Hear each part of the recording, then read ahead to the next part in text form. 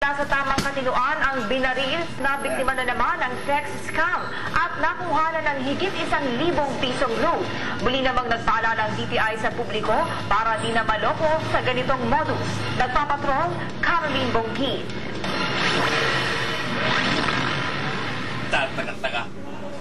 Huwebes nang matanggap ni alias Jezabel ang text ng nagpakilalang attorney Jade Ayala ng President Benigno Aquino Charity Association. Nanalo raw siya ng 680,000 pesos mula sa fundraising electronic raffle draw ng foundation. Sa kabila ng pagdududa, sinubukan ni Jezabel ang kapalaran. Tinawagan siya ng umano'y attorney at pinag-ayos ng kung ano-anong papeles para makuha ang premyo. So para walang gumagaya dito sa aming charity. Nagmumula pa po kami dito sa Luzon, Visayas at Mindanao para lamang po yan makapag-activate ng iba't ibang number.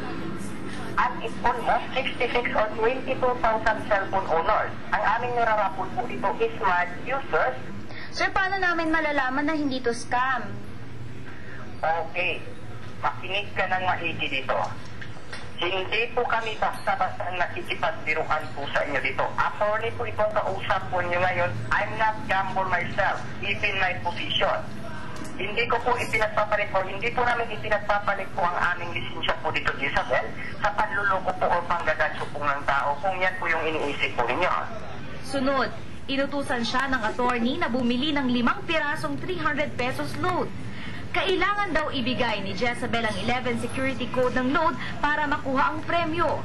Pero di pa nakontento ang kausap dahil pagkatapos maibigay ni Jezabel ang 1,800 pesos na halaga ng load, muli siyang hininga ng nasa 1,500 pesos load. Dito na nagduda si Jezabel. Lumapit sa amin si Jezabel at ipinakausap ang nagpakilalang attorney. Kung kayo mabibigo sa pirang na panalunan niyo po sa charity. Pagkatapos nito, ilang beses pa niya kaming kinulit para bumili ng karagdagang 5 pirasong 300 pesos load sa pag-aakalang kami si Jezabel. Kinakailangan, bilis-bilisan po natin dito sa pag-accomplish itong 5 piraso na kulang po ninyo. Para agad ko na po maisalang itong 5 piraso na kulang po ninyo. Hindi po kayo mabibigo sa pag-claim po nito. Sigurado po yun. Yes, sigurado po yan, Jezabel. Hindi po alalahanin niyo po, Jezabel. Mayroon rin po akong pamilya, Jezabel. Opo. Alam po ninyo, nagtitingin-tinginan po yung Diyos po ngayon sa itaas kung ano po yung tama o mali. Diba? Opo. Yes. Sana po maiintindihan niyo po ako, Jezabel. Yung trabaho ko lang po yung aking sinusunod dito. Kaya nga, sinasabi ko po sa inyo, pasensya na po, humihingi po ako ng sorry sa inyo. Opo. Kaya nga po, kinakailangan, makabuo po kaagad ako nitong 11 security pin code. Itong 11 security pin code na lang po yung kulang, Jezabel. Promise ko po yan sa inyo. Makukuha niyo po talaga itong tirang na panalunan niyo po, Jezabel. Supposedly, after the activity, Ayon sa DTI, biktima ng text scam si Jezabel. Bukod sa peke ang DTI permit, labag rin sa regulasyon ng DTI ang paghingi ng attorney ng load bago makuha ang premyo. important to, no? Pag yung kanilang return telephone number na ginagamit ay yung 11 digit, yung regular nating cellphone numbers, usually dubious yun. Nariyan yung kailangang ibigay mo ang iyong mga account numbers, no? Para doon daw nila padadala yung iyong premyo. Pero huwag ka, at yun naman ay pamamaraan nila para makapasok sila dun sa account mo at maka-withdraw.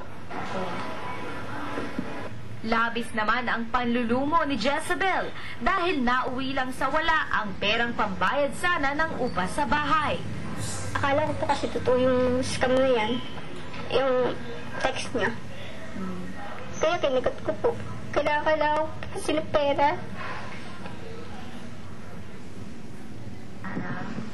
Para plus pamilya ko. Nahirap na po kasi kami. May balik po yung pera. Gabi na iyak-iyak mo kaya? Kasi wala po pang bayad sa bahay.